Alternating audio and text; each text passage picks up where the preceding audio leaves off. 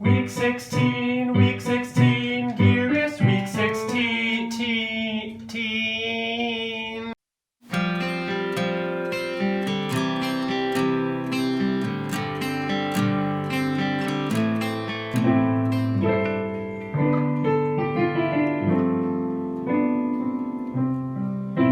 Oh, well, hello. It seems you caught me playing some Christmas music. Badly. Just do what I do. And anytime you make a mistake, call it jazz. Hey guys, so it's week 16 here at Steve Runs Marathon on Gearist, and we're going to talk about two things today. We're going to talk about the new Pure Flow 5 shoes that Brooks gave me, which are awesome, and we're going to talk about my ankle injury that really kind of hit ahead this past week and kind of warranted me going and making a PT appointment. So stick around to the end because that's when we're going to talk about the Brooks Pure Flow 5 running shoe. But right now we're going to talk a little bit about my ankle trouble and what I did for that, including going to a PT clinic. And so I'm offering this simple phrase to kids from 1 to 92. So this past week I went for a run. I was aiming for an hour and 40-minute run doing a negative split. So about 55 minutes out and then however much back. Zone 2 out, upper zone 3, maybe dipping into zone 4 on the way back. And I was feeling really good about it. I put on my new Brooks running shoes, which usually when I go from shoe to shoe doesn't really cause me any problems. And I don't think it caused any problems in this case either, to be honest. But I got out about 3 miles. It was looking like it was gonna be about an 11 plus mile run. I got out about 3 miles and I started getting the same kind of little bit of nagging discomfort that I get in my Achilles tendons once in a while when I go running. Previously I'd been thinking it was toeing off or something like that, and I can kind of adjust my stride a little bit and it goes away. But this time, for whatever reason, it just kept going. It kept getting stronger and more intense and more painful, specifically in the left heel. Anytime I was going at a little bit of an incline, it really exacerbated the problem.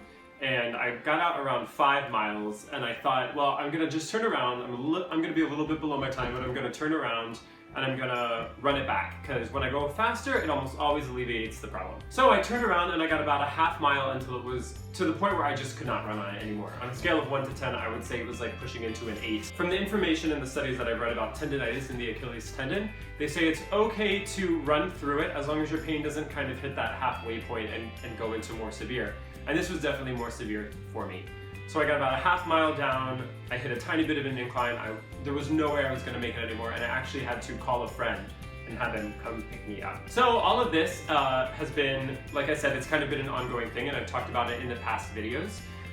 But with this episode and this amount of intensity, I thought, I can't keep risking this. I can't keep going out on these long runs, maybe not making it back, and I really decided that I had to go to a PT clinic and get it checked out. Brandon has been great giving me tips about not toeing off and kind of postural and alignment things to make sure I'm doing while running, but clearly I'm missing something. So I found a PT clinic that has several locations in the city of Chicago. They do free evaluations, which is awesome. And I took my running shoes and I went in yesterday, and they actually recorded me running on my own phone. So you're gonna get to see the footage now, and hopefully not have to just keep hearing me yammer on. So there were a few different things that the physical therapist told me. One was that my hip abductors, the muscles responsible for opening or spreading your legs, were significantly weak in comparison to my quads and hamstrings. So she recommended doing a couple exercises, just even laying on my side and doing side leg raises every day to work on those. And I had told her that I'd been having a little bit of hip problems too. So that's definitely something that I'm gonna be working on. Also, she told me that my intrinsic muscles of my feet were a little bit weak. And so there's an exercise that I'm supposed to do where I stand on one foot, making sure that I have complete contact on that foot, on all the ground all the time. And I'm not kind of like favoring the outside or inside. In a doorway, and just slowly turn to the left, touch the doorway, turn to the right, touch the doorway. Maybe do like 10 of those for each foot to build up those muscles in the feet. And then some calf raises. Another calf exercise that I'm gonna be doing is working on eccentric calf raises, which you use your strong foot to get up, and then you hold it and slowly lower yourself back to the starting position. Now I had found this and was doing this before in the summer as a technique to alleviate Achilles tendonitis, but I found that it was actually aggravating it more for me. So my physical therapist said to do it from that elevated position, just on the floor, not on a step down to flat. Where all the other exercises said to go up on a step and go well below that midpoint so you get that full flex in your foot. And I think that might have been the reason that it wasn't working so well for me. So in the video of me running slowly, she pointed out a few things. One is that you can see my left arm is flaring out a lot more compared to my right arm. And interesting that I'm having hip problems always on the left side, and usually when the Achilles gets bad, it's also on the left side. So from behind, you could see that flare in the left arm. So that's something to be cautious of, or conscious of. So that's something to be conscious of. In addition, you can hear how loud my feet are slapping the ground. And I just thought that was kind of maybe okay. I don't know why I thought that was okay. They didn't used to do that, but I think in trying to make sure that I'm not toeing off all the time, they're making a lot harder contact with the ground.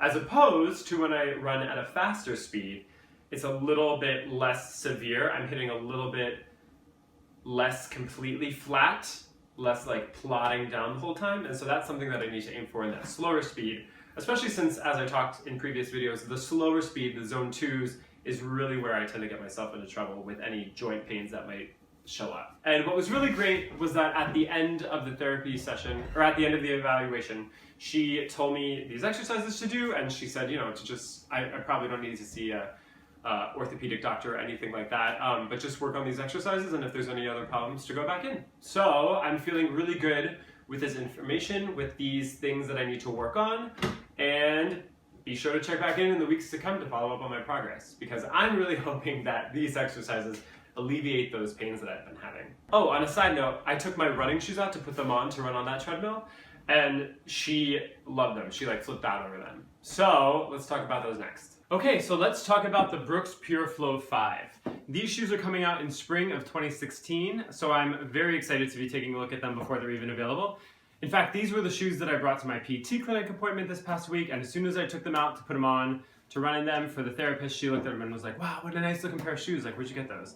So I had a little bit of bragging rights, being able to say that they weren't available yet. There's a couple things that Brooks lists about these shoes as being beneficial. One is their rounded heel, which is supposed to be a little bit better for joint alignment, they say.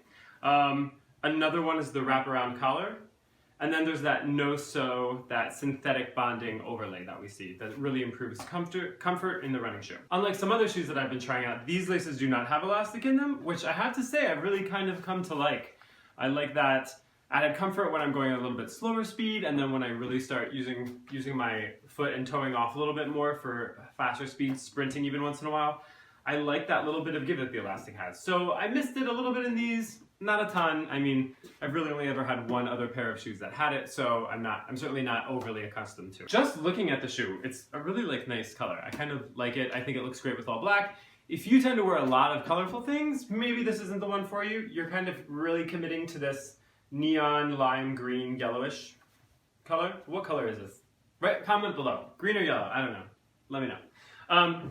Another feature of it is the hyper flexible midsole. Not hyper flexible, but definitely extra flexible. You can see that the sole here is not a uniform piece of rubber, high abrasion rubber. Instead, it's kind of like a grid.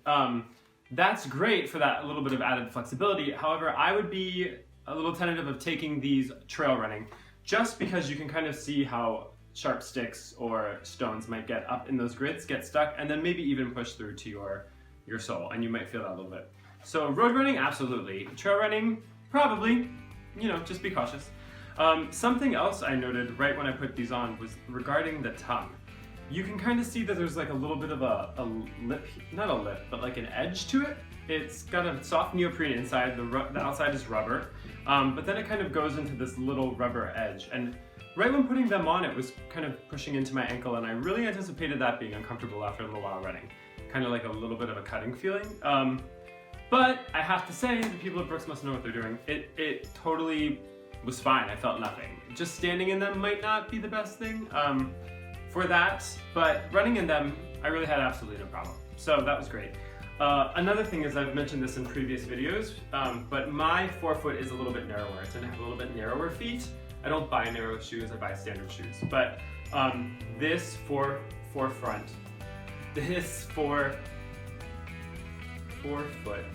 right? Forefoot. This forefoot is definitely a little bit narrower than some other running shoes I have, which I really like. when you run, your foot spreads out a little bit and you need to have a little bit of extra room in that toe box. However, these were still enough room for me to feel more than comfortable going running for a 5-6 mile run. I really love the shoe. It felt really comfortable running. The drop is about 4 millimeters. I'm assuming it's about 4 millimeters because the PureFlow 4 has a 4 millimeter drop. I couldn't find the exact details on this drop yet. In the full review I do in weeks to come, I will obviously have that information for you, but I did notice that it was a lower drop than the Saucony breakthroughs that I had, which is really great if you're into naturalistic running and you're specifically a mid or forefront striker anyway, which I am. So, those are my impressions of the Brooks PureFlow 5 out this spring 2016. Look for my full review in the weeks to come.